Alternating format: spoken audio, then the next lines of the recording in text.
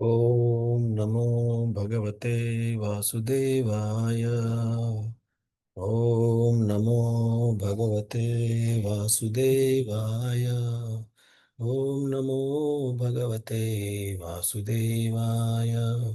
नारायणं नमस्कृत्यं नरं चैव नरोत्तमं देवीं सरस्वतीं व्यासं ततो जायमुदीरये। नष्टप्रायेषु अभद्रेषु नित्यं भागवत सेवया भगवतीरुत्तमश्लोके भक्तिर्भवति नैष्टिकी। कृष्णाय वासुदेवाय देवकीनन्दनाय च नन्दगोपकुमाराय गोविन्दाय नमो नमः। ॐ अज्ञानतिमिरान्धस्य ज्ञानाञ्जनशलाकया चक्षुरुन्मिलितं येन तस्मै श्रीगुरवे नमः। श्रीचैतन्यमनोभीष्टं स्थापितं येन भूतले स्वयं रूपा कदा मह्यं ददाति स्वपदान्तिकं। वन्देऽहं श्रीगुरो श्रीयुतपदकमलं श्रीगुरोन् वैष्णवांश्च श्रीरूपं साग्रजातं सहगण रघुनाथान्वितं तं सजीवं साद्वैतं सावधूतं परिजनसहितं कृष्णचैतन्यदेवं श्रीराधा कृष्णपदान् सहगण ललिता श्रीविशाखान्वितांश्च नमः। ॐ विष्णुपदाय कृष्णप्रेष्ठाय भूतले श्रीमते भक्तिवेदान्त स्वामी निति नामिने। नमस्ते सरस्वती देवे गौरवाणी प्रचारिणे निर्विशेष शून्यवादी पाश्चात्य देशतारणे। नमो महावदान्याय कृष्णप्रेम प्रदायते कृष्णाय कृष्णचैतन्य नाम्ने गौरत्विषे नमः।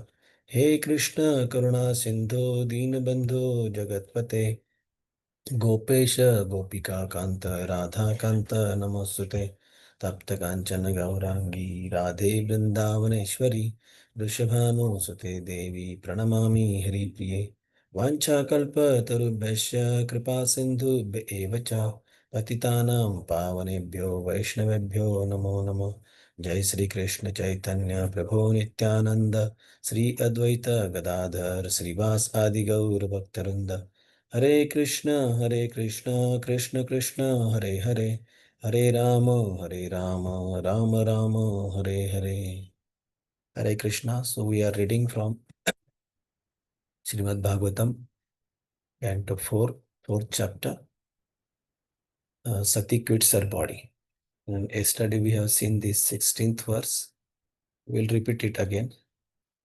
किं वा शिवाख्यमे म शिवं न विदुस्त्वं दन्ने ब्रह्मादयस्तमवकीर्य जटा श्मशाने तन्माल्यभस्मानुकापल्य वसत्पिशाचैर्यमूर्धभिर्दधति तच्चरणावसृष्टम्.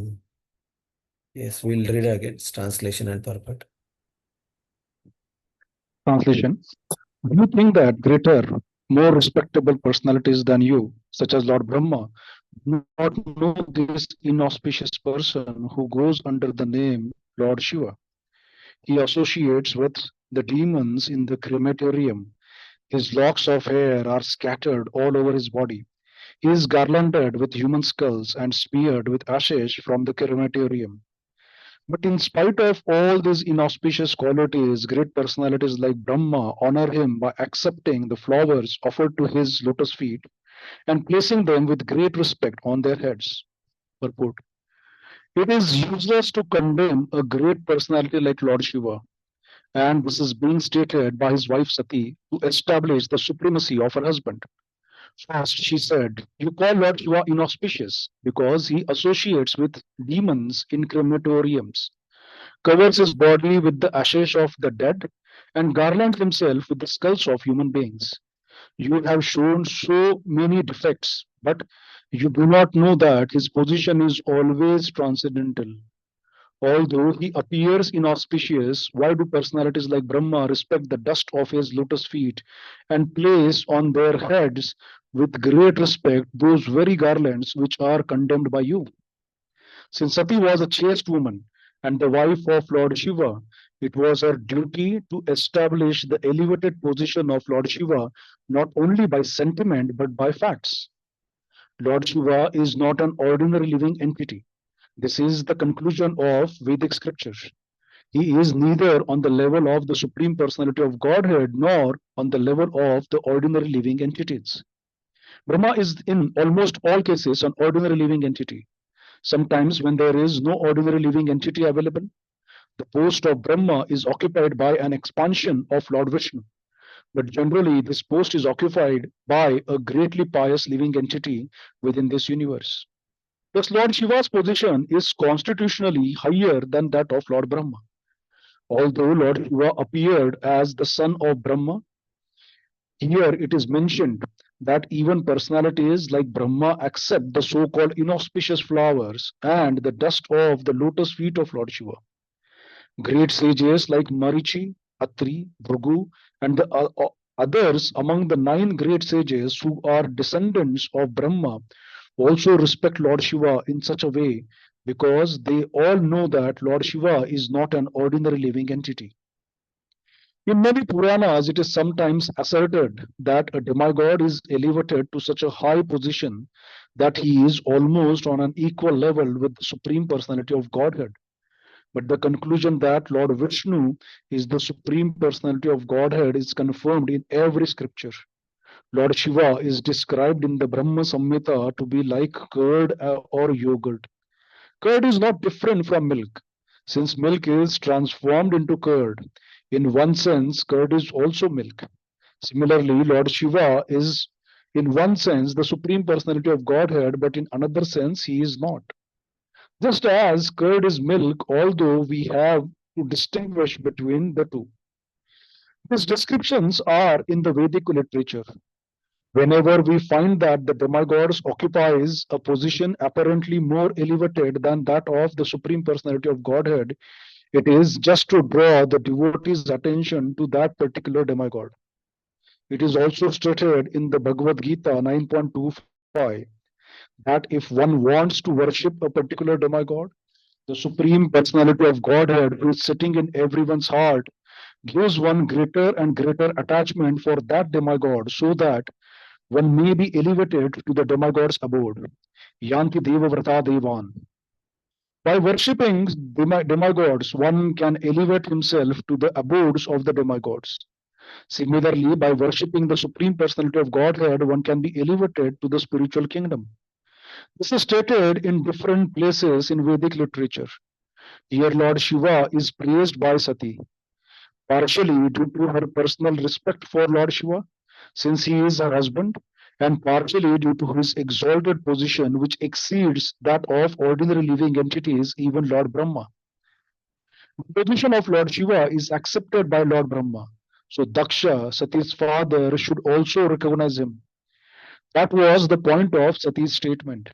She did not actually come to her father's house to participate in the function, although before coming she pleaded with her husband that she wanted to see her sisters and her mother. That was a plea only, for actually at heart she maintained the idea that she would convince her father Daksha that it was useless to continue being envious of Lord Shiva. That was her main purpose. When she was unable to convince her father, she gave up the body he had given her, as will be seen in the following verses. Hare Krishna. Yes.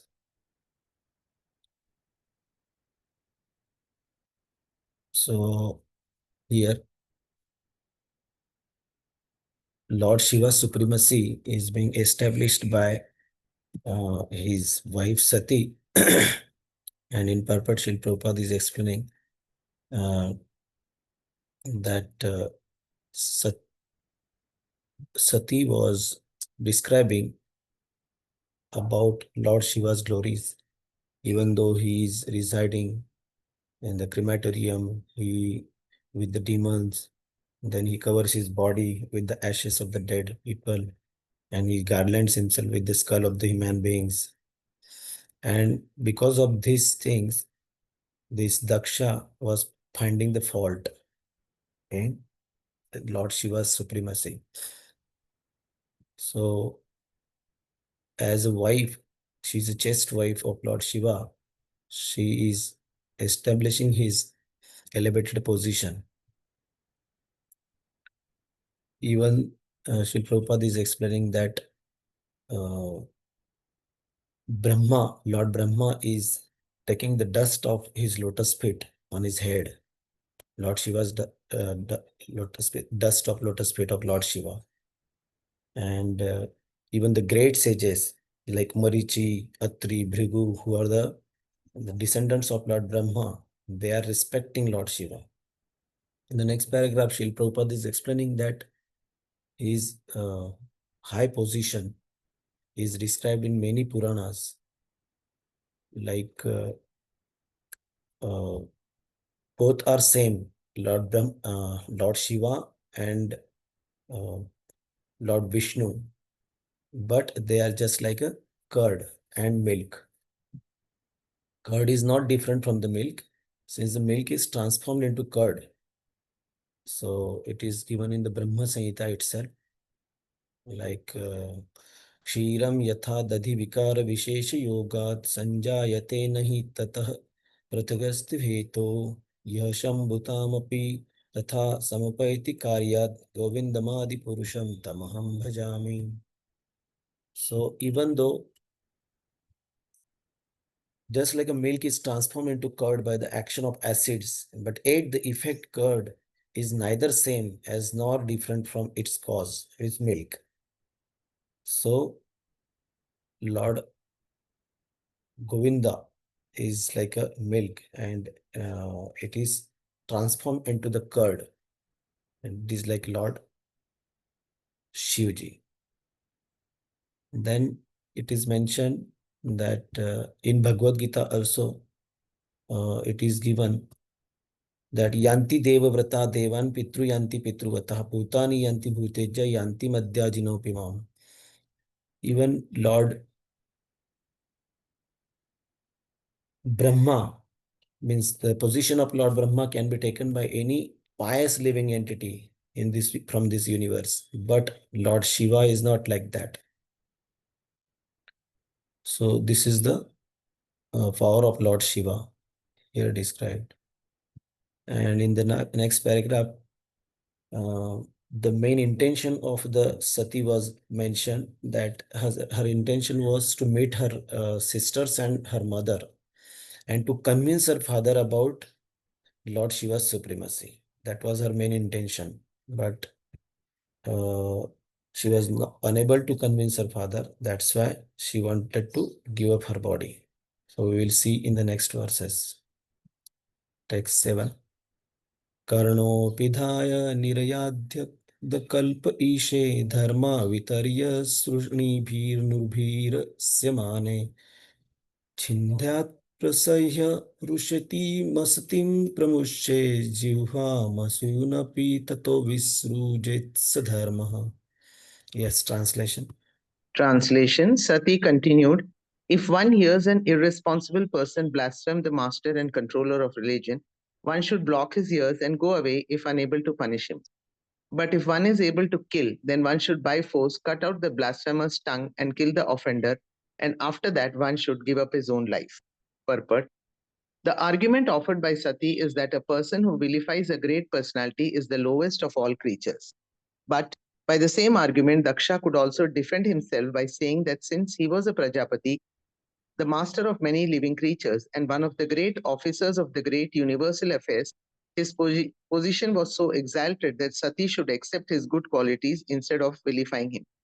The answer to that argument is that Sati was not vilifying but defending. If possible, she should have cut out Daksha's tongue because he blasphemed Lord Shiva. In other words, since Lord Shiva is the protector of religion, a person who vilifies him should be killed at once. And after killing such a person, one should give up one's life. That is the process. But because Daksha happened to be the father of Sati, she decided not to kill him, but to give up her own life in order to compensate for the great sin she had committed by hearing blasphemy of Lord Shiva. The instruction set forth here in Śrīmad-Bhāgavatam is that one should not tolerate at any cost the activities of a person who vilifies or blasphemes an authority. If one is a Brahmana, he should not give up his body because by doing so, he would be responsible for killing a Brahmana. Therefore, a Brahmana should leave the place or block his ears so that he will not hear the blasphemy. If one happens to be a Kshatriya, he has the power to punish any man. Therefore, a Kshatriya should at once cut out the tongue of the vilifier and kill him. But as far as the Vaishyas and Sudras are concerned, they should immediately give up their bodies. Sati decided to give up her body because she thought herself to be among the Shudras and Vaishyas. As stated in Bhagavad Gita 9.32, Striyo Vaishyas Tatha Sudraha. Women laborers and the mercantile class are on the same level. Thus, since it is recommended that Vaishyas and Shudras should immediately give up their bodies upon hearing blasphemy of an exalted person like Lord Shiva, she decided to give up her life. Hare Krishna. Yes. So Sati continued that if one hears irresponsible person blaspheme the master and controller of religion, one should block his ears. This is also Vaishnava etiquette. When there is a blasphemy of Lord or Lord's devotees, great devotees is there, we should not hear that. We should block our ears, or we have to go out of that place. And so this is the attitude of Sati here. In the purport, Srila Prabhupada is explaining that argument offered by Sati is that a person who vilifies a great personality, like Daksha, who was trying to vilify Lord Shiva's position. And so, according to the etiquettes, she has to defend and she has to kill Daksha. But she thought that he's his father, so she will not do like that, but she will quit her own body.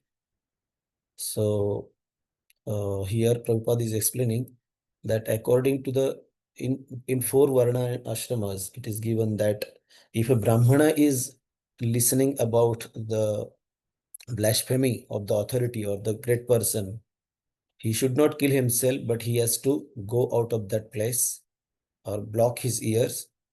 And if he is a Kshatriya, then he should cut out the tongue of the vilifier or the person who is blaspheming the great devotee, or kill him. But if they are Vaishyas or Shudras, they have to immediately give up their bodies. So here Sati, who is a chaste wife of Lord Shiva, she is thinking herself that she belongs to the Shudras or Vaishyas. Like in Bhagavad Gita, it is mentioned, Mam hi partha vyapashritya ye pisyu papayonayah sriyo vaishyas tatha shudros tepi yanti paramgatim. So Sriya, Vaishya and Tatha Shudra, they are all on the same level. So she's thinking herself in the lower position, like a Vaishyas and Sudras, and she was ready to give her body immediately by hearing the blasphemy of Lord Shiva. So we'll go to the next verse, text 18. Atastavoutpannamidam kalevaram nadharayishe shiti kantha garhina jagdhasya mohaddi vishuddhi mandaso jugupsitasyoddharanam prachakshate. Translation.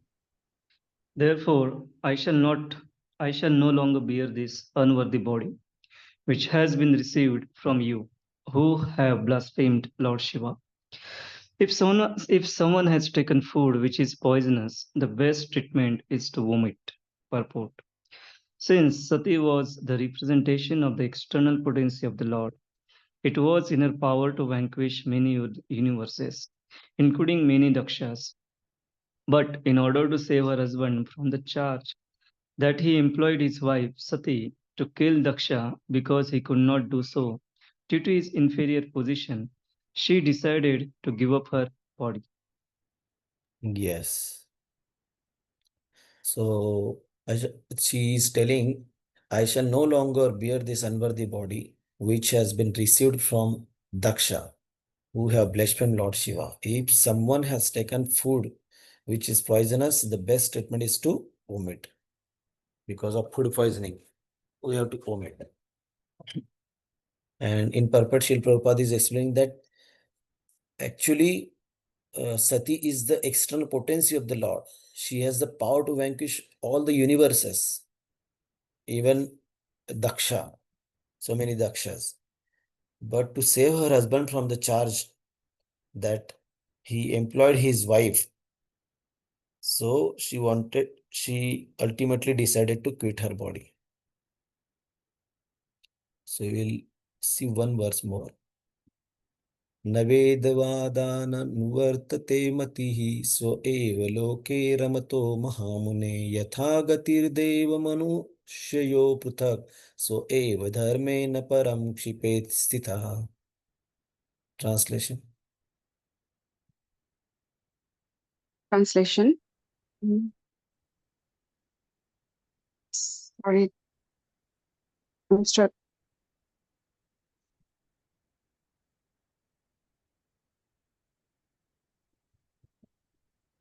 My screen is stuck. Okay, there. It is better to execute one's own occupational duty than to criticize others.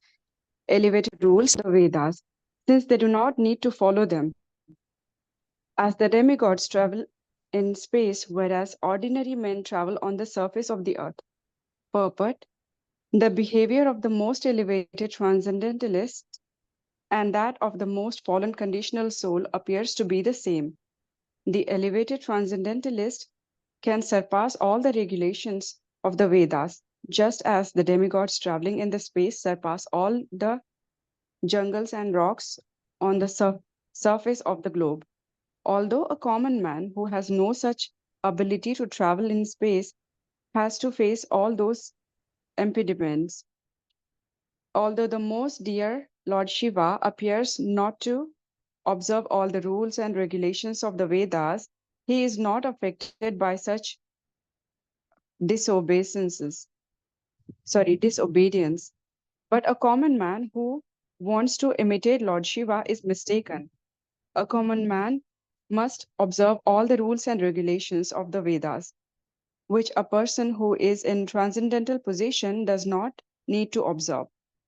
Daksha found fault with Lord Shiva for not observing all the strict rules and regulations of the Vedas, but Sati asserted that he had no need to observe such rules. It is said that for one who is powerful like the sun or the fire, there is no consideration of purity or impurity. The sunshine can sterilize an impure place. Whereas if someone else were to pass such a place, he would be affected.